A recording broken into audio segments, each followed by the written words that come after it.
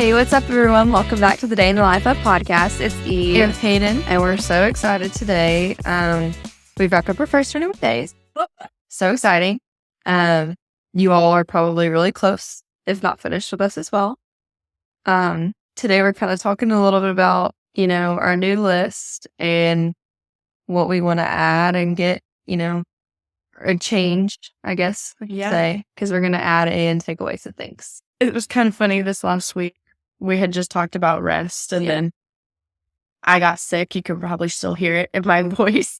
And then Eve has had some stuff come up. And so it was kind of funny thinking about how we were talking about rest. And then we had like the hardest last week, at least for me. It was like hardest out of all of them because I like physically going to the gym every single day was one of my things. And I physically could not go to the gym or it would like make me even more sick. Yeah. And so it just is kind of a reminder to me that, the reason behind doing this wasn't because God wants you to go to the gym or because God wants you to make your bed every day. It was because we're trying to combat what the initial thing is. Yeah. And so like for me, I wanted to get up and go to the gym and I wanted to make my bed every day because I'm lazy.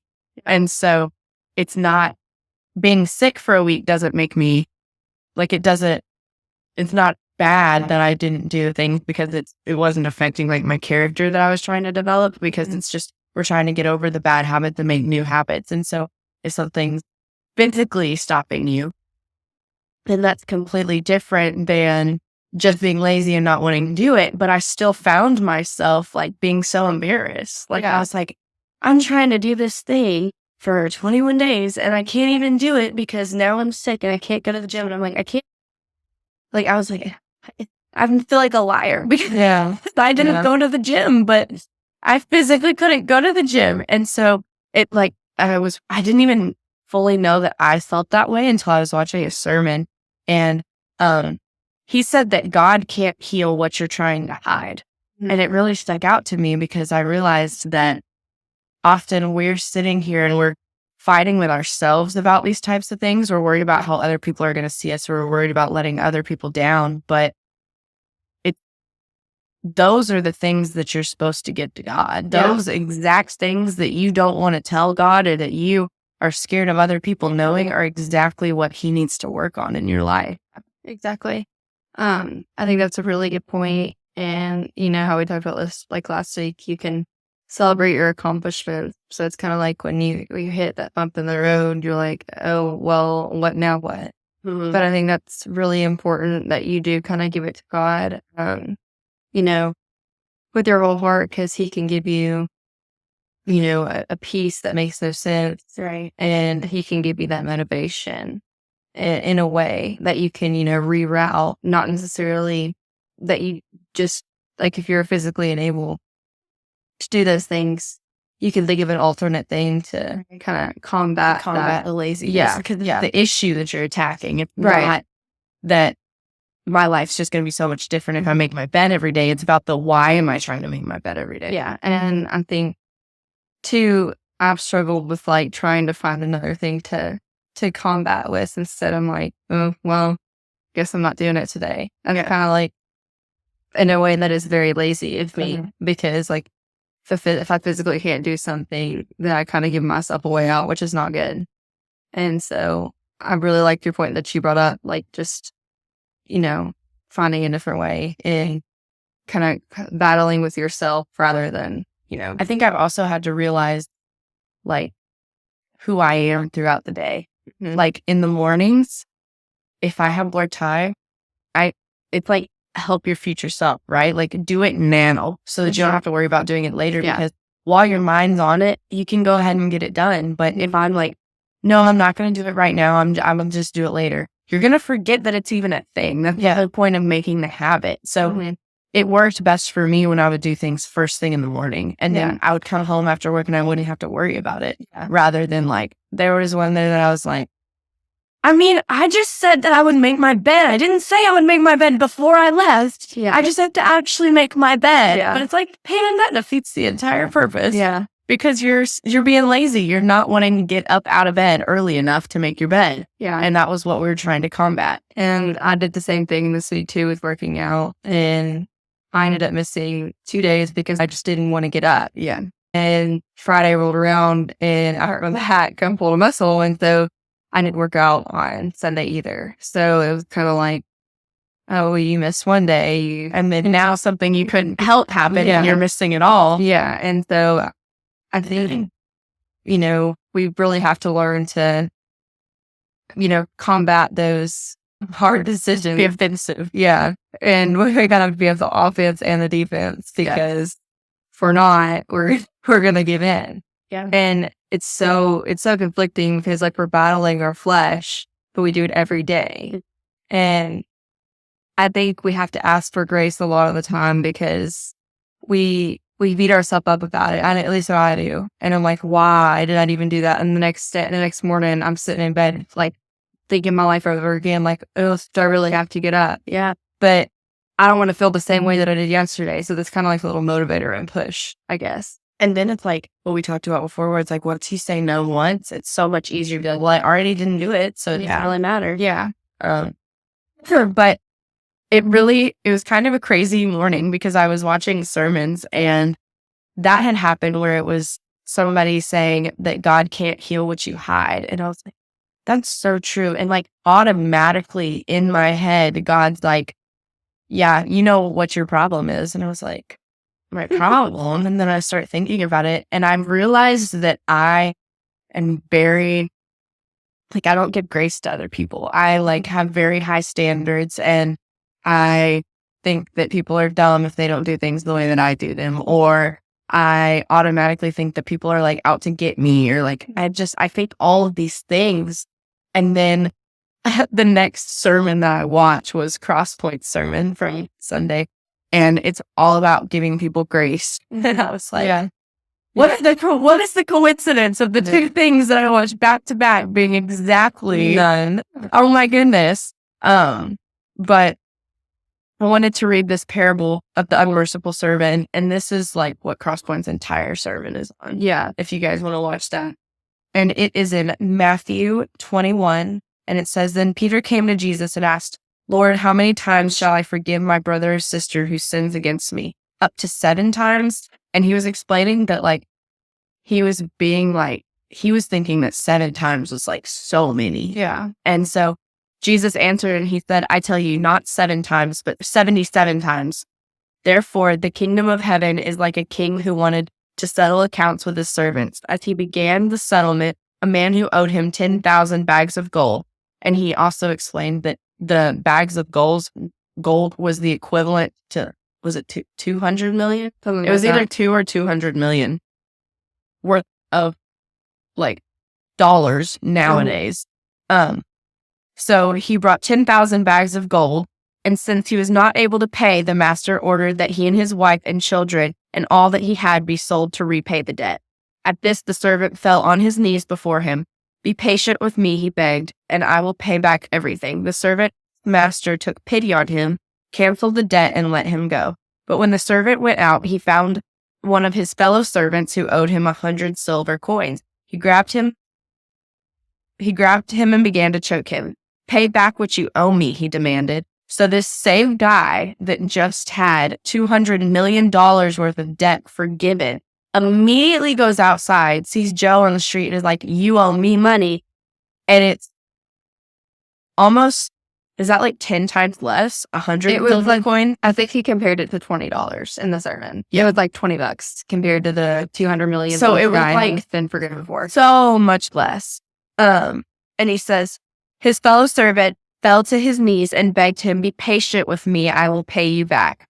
But he refused. Instead, he went and had the man thrown into prison until he could pay the debt. When the other servants saw what happened, they were outraged and went and told their master everything that had happened. Then the master called the servant in. You wicked servant, he said, I canceled all the debt of yours because you begged me to. Shouldn't you have had mercy on your fellow servant just as I had on you? In anger, his masters handed him over to the jailers to be tortured until he could pay back what he owed. This is how my heavenly Father will treat each of you unless you forgive your brother or sister from your heart.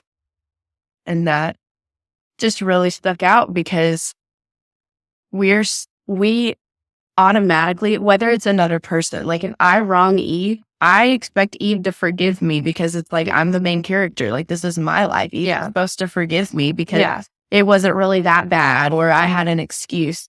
So it's the same with God. We always think, oh, God, he'll forgive me. That's why Jesus came and like died on the cross. He can forgive me.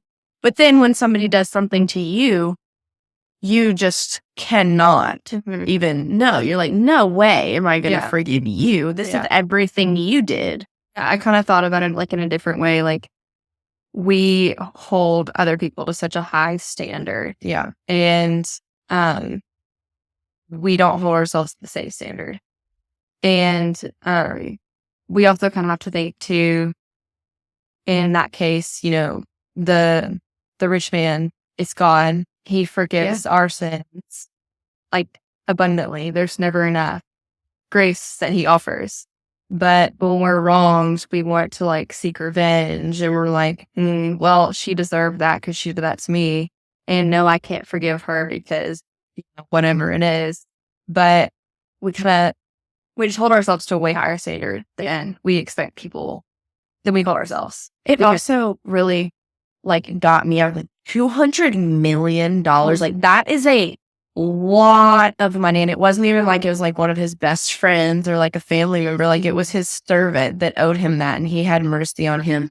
And if you think about just losing $200 million, but then we think about the Lord and we think about Jesus, and not only does he forgive us of that, but he, like there's the $200,000 or the 200 million, he lost that. Like he's never going to get that back. And he could have gotten that back. He could have gotten reimbursed, but Jesus forgives us of our sins and then laid down his life on the cross. And so like, I can't even wrap my head around 200 million, but do you imagine actually laying your life down for someone that sins every single day? Yeah. No, it's crazy to think that Jesus literally died for each one of us. And it doesn't matter how big the sin that we committed, he literally felt everything when he was on the cross. And I think that's what's so crazy. We kind of talked about this in our Easter story. Like he felt every sin when he was on the cross. Like that's how much pain and agony he felt is because he was taking it all on for us. And it's crazy to think about. Like that just shows how much he loves us. And you think about the person you love most and you would do anything to, protect them or whatever. But I don't think you could imagine, laying down your life for multiple people. I mean, I guess you could in a way, but like if they wronged you, 40 times. But it's not like it's like your best friends again. Yeah. Like Jesus thinks of us as his best friends, but it's also like we're the reason he's there. It's not like somebody coming and they're like your life or hers and just like shooting them or something. It was actually like he's laying down and taking the punishment of what we caused. It would be like her robbing a bank and me being like, no, shoot me. Yeah. You know what I mean? Yeah. That's the point I was like trying to make is like God or Jesus literally like laid down his life for each of us, and it'd be like us laying down our lives for a bank robbery that we didn't commit. Yeah. And we wouldn't be willing to do that. No. Like we would not lay down our life for our worst enemy. And God does. He lays down his life for all of us and our sins that we've committed and then those we've yet to commit, which is crazy.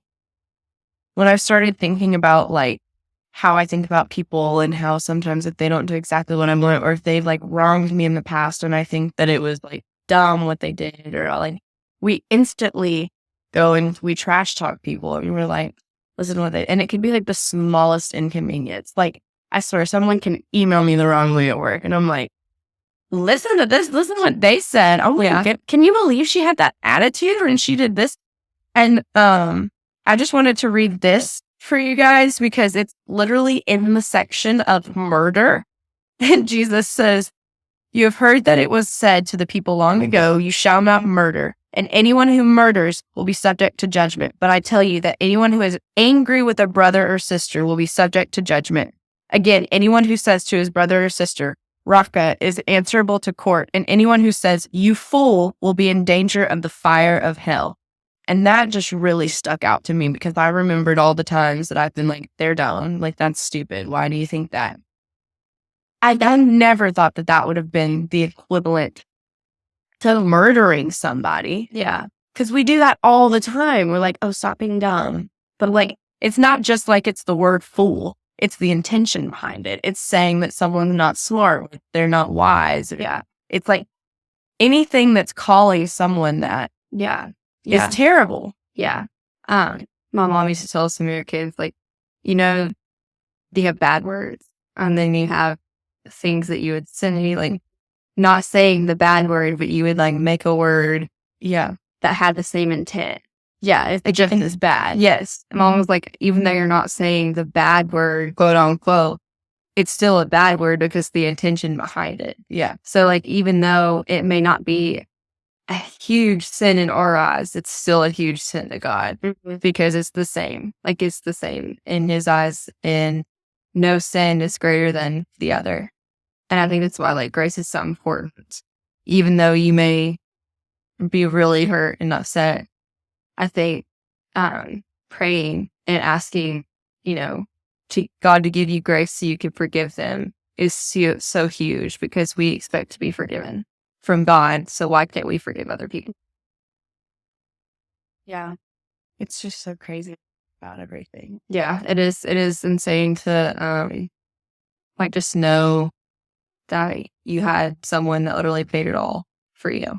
It's just the same as like giving grace is when it says that an eye for an eye is not what you're supposed to do. He's like, if somebody sues you, that give them the shirt off of your back, or if somebody tries to slap you, turn the other cheek and let them slap that cheek too. Like, he wants you to be selfless and give grace to other people, because we need that on our hard days. Like, when we're having hard days, we expect everyone to understand that we're having a hard day. Yeah. But then when other people are having bad days, we're like, oh my goodness, what's wrong with you? Yeah. Or you're being dramatic. Yeah, if you're being dramatic, don't say it like that. Yeah. I think I would never treat people like that. Yeah. Yeah. And we set the double standard a lot. And I think if we all really focused in on less about ourselves and more about others, we could go a lot farther in some things. Because I think one of the main reasons that we're kind of doing this whole thing is kind of just to realize how we can affect other people. And, giving grace is how you can affect other people as well. And that can show, you have a light in you that others don't have. You have Jesus in you. And so that's how you can impact others and impact generations on generations, is because you're setting and you're planting the seed for your kids, their friends, their family, because you showed them that act of kindness. You're the example, and you planted the seed for God to work and move. Yeah, I think it's important because we always talk about how you might be the only interaction that somebody has to Jesus. But when we think about that, we're thinking about strangers most of the time. We're thinking about somebody that we randomly see on the street, and we want to tell them to have a blessed day so that they turn in their Bible and get saved. But we're not thinking about our children and how when we have a headache and we don't want to go to church, that they're going to see that and they're going to think church is optional. Yeah. Or they're going to miss out on certain things, and they're going to think they don't have to go to Bible study. They're going to think that they don't have to do all the things that we're not forcing the standard in our home now. And so it's easier when we get in the habits at 20 than later on when we have kids, because if we can't even now, as like freshly married or engaged, if we can't do that now, if we can't go to church every Sunday, how are we going to do that when we have 3 kids, t-ball practice, soccer game? It's not going to happen. We're like, the excuses are just going to keep piling up. And so everything that we're doing is affecting our generation. I mean, just think about how common it was to go to church even like when our grandparents were kids. Yeah. And then look at us now. And that's only been 3 generations. So think about how far away from God our kids are going to be. Yeah. If we don't, step up our game and set the expectation. Yeah. And I think that's so extremely important why, you set your 21 days expectation is because when you set that expectation and it's non-negotiable, I saw from my post about that saying they had non-negotiables every day, which I thought was really, really cool because it's like something that you don't waver from. And it goes on in your head. You negotiate everything that you do in your head. You're like, what's more important? Yeah. And it's just so important that you set those standards. You have to set the expectation in the forefront. And like teaching an old dog new tricks. Like once somebody's so used to something, it's a lot harder to break a habit than to start a new habit. Yeah, exactly. And I think that's why I kind of love this aspect that we're doing, because these next 21 days, not only are we going to, add some things to our list, we're going to take away things. Adding a little sprinkle of not taking them away entirely, but like just taking them bit by bit to trying to get to the overall goal. Yeah. Or replacing them with something that you enjoy. It's also important to know that like the act of what you're taking away, like in your brain, the devil's going to attack you and he's going to be like, well, that's not bad. That's not bad. That's not bad. But it's what's the intention of why you're doing. Because for me, a big one is that I don't want to get on social media as much, or like cut out one like cold turkey because I wasn't doing TikTok and then I've kind of gotten back on. So I might just cut out TikTok and then try not to do others. But what's the intention behind why I'm doing this? Because when I'm on TikTok, I'm not spending time with the Lord. I'm not spending time with Caleb. I'm not spending time with my friend. So really, what am I doing to value my life? Yeah. That's what I need to think about when the enemy starts to attack me about, well, TikTok's not bad. It's like, okay, yeah, some stuff's good. Like you can have some stuff, but overall, it's not bringing more fulfillment to my life. Yeah. And so I think that's kind of the way I'm going about thinking about it this time, is because, realizing now how he attacks, trying to get you to stop doing things. He's going to do the reverse whenever you're trying to cut something out. And he's going to be like, well, it's not that bad. It's really, everyone does it. You're fine. It's not going to kill you if you do it one more time. Yeah. And it's really, really, I'm really kind of glad that you brought up that point. And it's a really good way to look at it, because if we are overall like trying to think about how it affects our daily lives, then we're more likely to, adjust and rearrange. Because if we look at it as a whole, like, how is this benefiting me? I really loved how you used that, because we could take things, us being lazy and not getting up when we're supposed to get up, or we're spending too much time on TikTok. Like how much you could get done in that amount of time. How is that fulfilling your day to day? Because if it's not building you up, it's only breaking you down. And like we always say, if it's not glorifying God, it's glorifying the devil. And there is no in between. So you really have to look at what you're doing and how you spend your time. We said that from the beginning too, like it's not how much time you get, it's how you spend your time.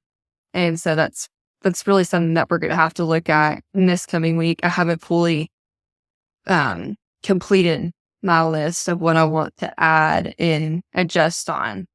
And I think that's really, really good way to look at it. And I just, kind of encourage you guys to think about it the same way. Does it fulfill you day to day, or does it take away and drain you?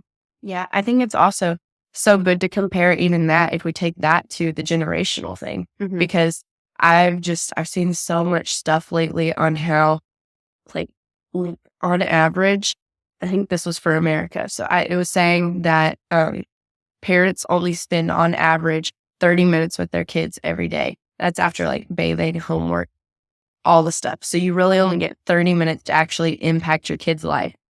But we're so chronically online that I'm not convinced that if we had kids tomorrow, we would actually use that 30 minutes to spend with our kids, and that we wouldn't just continue sitting there scrolling. Because do you know how fast 30 minutes is up? Oh, so fast. So quickly. And we would totally sit there. They would have their iPad and we would be on our phones. And phones aren't inherently evil, but it's the fact that it's taking away from your life. It's taking away from enjoying time with your kids, implementing those seeds of the Lord, and like just being a good person. Yeah. And I think we could all do some good from stepping away from online and social media. I use social media with my job every day, but like when I go home, that shouldn't be something that I automatically go to just absolutely, just, mindlessly do something that was something that I was trying to get away from these past 21 days. And learning something new has been fun, but like, I also kind of like spinning it away to where I learned something new on my phone. And that's not exactly how I want to spend the next 21 days. Yeah. And so I think that might be, I readjust or I set my screen time, or I don't get on it when I first wake up in the morning. I know I had talked a little bit about doing that. And I think I'm fully going to implement it now because it's so true, because you spend so much time, like I could be spending with my husband or with my family, just in general, that takes up so much of my time. Well, just even the other day, Caleb like asked me if I could get the clothes out of the laundry, and I was like laying there on my phone, and I was like, I cannot get up. And I was like, I physically, like, I can't get up. And I'm like, you could get up, but you would rather sit there because it's like you're done for the day and you're like. But if I was just laying in bed, it would not have been as hard to get up. But it's the fact that I can like finally entertain my brain and that I'm not doing something. But it makes me more lazy. And I know that the way it attacks me is that like I'm getting worried about the things going on the phone, and I'm not worried about just being in the present. Yeah, I'm guilty of that too. And it doesn't help that laundry is my least favorite thing to do around the house. But when you're like already up in the mornings, it's so much easier to do it. Yeah, I do so much better Things when I work in the morning. It's just the getting out of bed is the hard part. And then in the morning, the rest and everything is easy. Yes. My Peloton people always say that. The hard part is getting up and doing it, or getting up and hitting play on your workout video instead of like the actual workout. Yeah. It's like way harder for you to get up and actually do it than the actual task is, which is so crazy because our brains are so wired that way. But if you think about it too, our generation is an instant kind of generation. And it goes back to even like the procrastination. We would rather sit there and think about having to do something than just get it over with. Yeah. Yeah. And it's laziness. It all kind of roots back to laziness. And it's something that I kind of really want to implement to, like, what I give that to the Lord. We talked about that. Like, I think it might have been 2 weeks ago. Like, would we present this work to the Lord? And no, you wouldn't, because it's not your best. Then you're doing it like halfway, and so it's not even worth your time to do it halfway. My mom always just told us that when we were little too. Like, if you do it halfway, there's no point in doing it, and she would literally make us start over. Like, you don't do it halfway, because then you might as well just not do it at all. Well, I think too, it's also like whenever we're procrastinating things, it's getting thrown into our head. That's going to be terrible. That's going to be terrible. So we're just so terrified of the dread that we're going to feel while we're doing it. But that feeling, that anxiety is always so much worse than actually doing it. But it's the enemy attacking and saying that that's going to be bad. That's going to be bad. That's so true. It's like we don't want to. So I let my laundry sit for so long, and I'm like thinking about how long it's going to take, and it's so much to do. And instead of just literally doing it, it's in my basket on my floor for the entire week.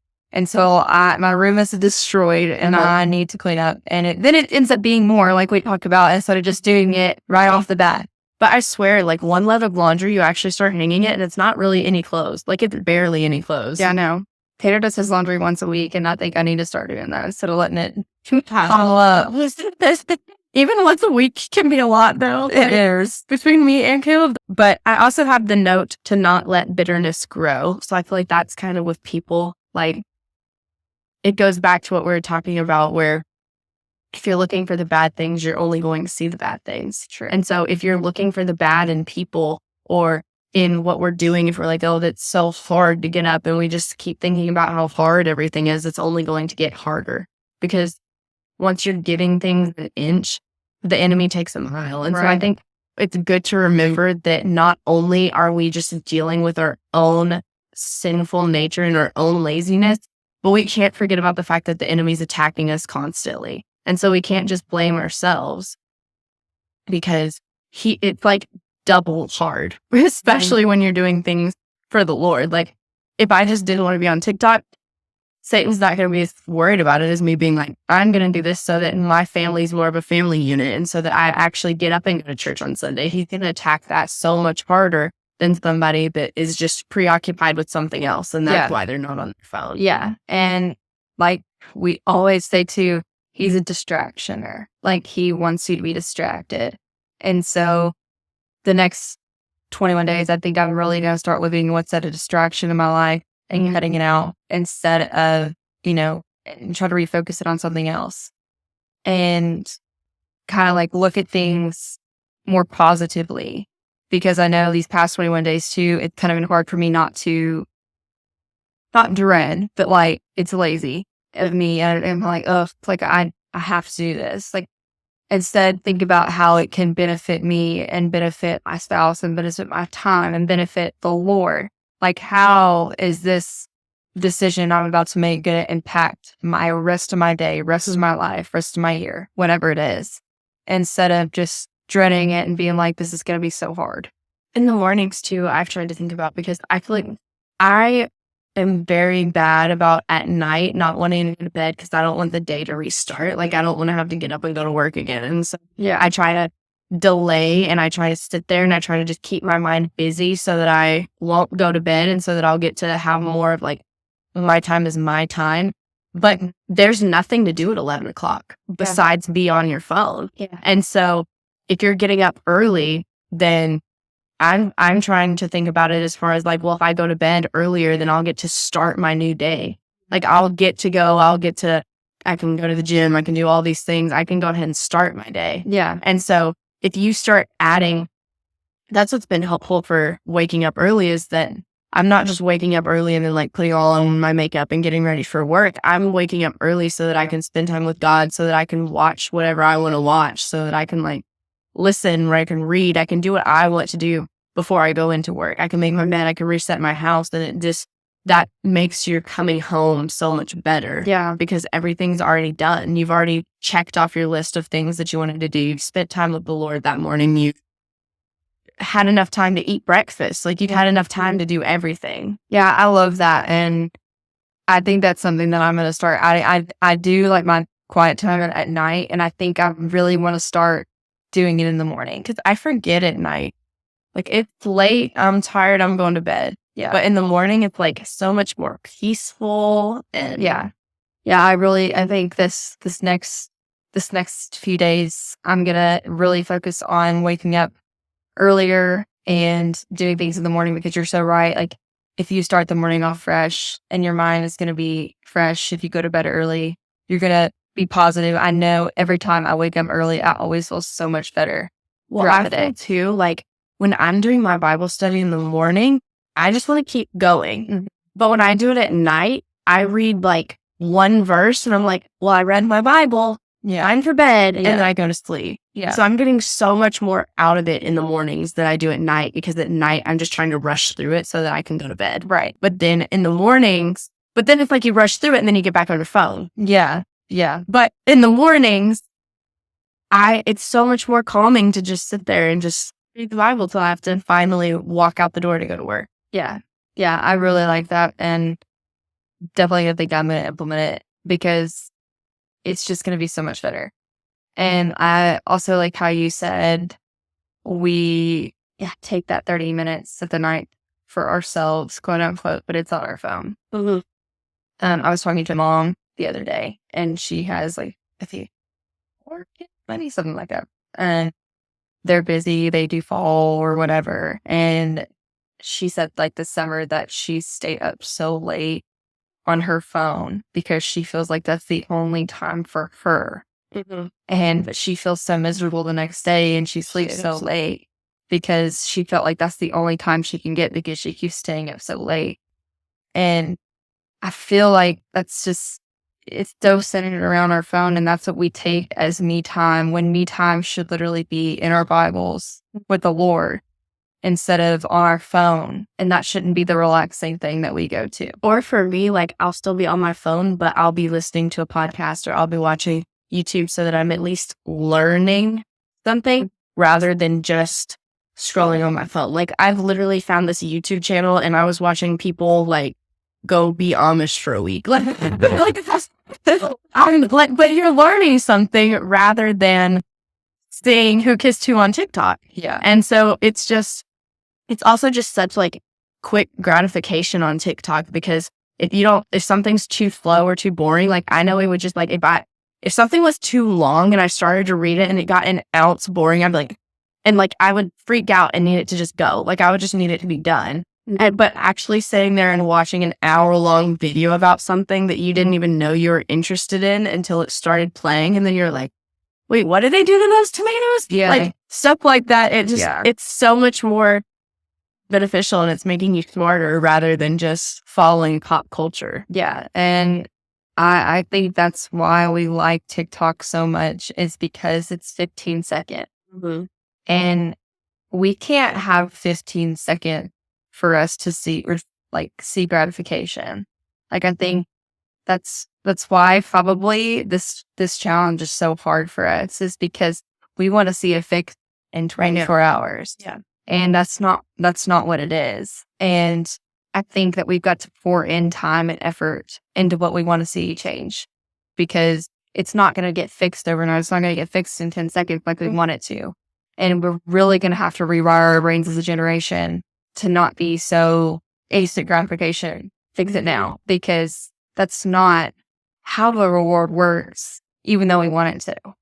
I think a reason too that I've been not liking social media is because I would always hate to see hate comments that people would leave under my videos, because it would make me so angry. I'd be like, you don't even know me. You don't know this. And I would literally want to attack these people. But it goes back to the giving the grace. But it's also like when I'm on YouTube or Spotify, I'm not looking at hate comments. Like when you're watching an hour and 50 long minute video, you're not looking at the hate comments on it. You're just watching it. That's not that instant. Oh, she said something scandalous. Let me check and see what all these things say. And then you're seeing people go back and forth, and then you're seeing all this. It's not like that when you're learning something, or when you're just watching something that you enjoy, rather than figuring out what you've missed or figuring out what's going on now, or who's here, who's there. It's just a completely different thing. And I've really enjoyed it. Yeah. I think that's something that I'm really going to focus on this time, and just kind of really emphasize what I pour into my day and how it's going to benefit me and how it can benefit, others and the next generations, because it's so important. What we take in is what's going to come out. We've said that before, what you watch, what you listen to, what you see is what's going to come out of you. And I think I'm really, really going to start focusing on what I pour into my day and how I start my day, rather than dreading it and trying to think about the positive instead of the negative. I also kind of wanted to talk about too, this kind of just came up. If any of you have, kind of fallen off the wagon a little bit, it's okay. Give yourself grace, because we're not perfect either. We haven't been perfect this 21 days. Right. We have slacked off. We have had some weeks that have been better, and then some weeks that have not been as good. And so please don't think that if you've messed up or you've kind of slacked off, that you just need to quit completely, because we really want to invite you to start where you are, like we always say, and pick back up where you left off. Well, and for us, it's not about the 21 days. It's about our life. Yes. We're in this for the long haul. We're trying to change our lives. So it's not about the fact that I didn't make my bed for exactly 21 days. It's about the fact that I'm trying and I'm putting the effort in, and that I'm trying to change my heart, and I'm trying to change my behavior and my habits and my laziness. It's not about the fact that I couldn't do this and some other person could. It's not about that, because nobody's life is the same. Everyone's going to have hurdles that come up. It's just about the intention of trying to do something, and that we're trying to do it to better our lives. Yeah. It's like you said, it's not about making the actual thing. It's about why we're doing it. Why are we wanting to cut out laziness? Because overall, that's the thing we're targeting. It may be getting up and making our bed, but we're targeting the laziness in our life that reflects on how we treat others and how we, work through our day and how it proceeds to the Lord. It's all connected. And we just really want to offer you some hope, and just know that you're not alone. We have not been perfect these 21 days by any means. We've missed. But the thing is, we're trying each and every day to fix something, and something is always better than no effort. But, while you're doing your effort, do it 100%. And at least starting now, it's taught us things, Yeah. It's going out and playing a game and practicing. You start to learn the other team. You start to learn how they were going to attack you. And so that kind of, nothing else. This has been a trial run. If you did fail, then it's like, how did the enemy get me? Yeah. And how do I persevere next time? Yeah. Yeah. That's kind of like why we're revamping our things, adding and taking away, because we know that there's things in our life that have come up and how we perceive things that we need to work on, and some things that we just need to take out completely because they inhibit our growth. And we always want to focus on our growth rather than our failures. Right. But yeah. We're so excited. Yeah, this is a refresh. So this, what's 21 plus 21? So 42. I'm horrible at it. So whether you're starting your 42 days or your first 21, we offer encouragement, and we hope it changes your life, and we hope it glorifies God always. And feel free to reach out with feedback, questions, ideas, anything you guys can think of. You can reach us on our Instagram. Well, we love you guys, and we want you to remember that you're more precious than rubies.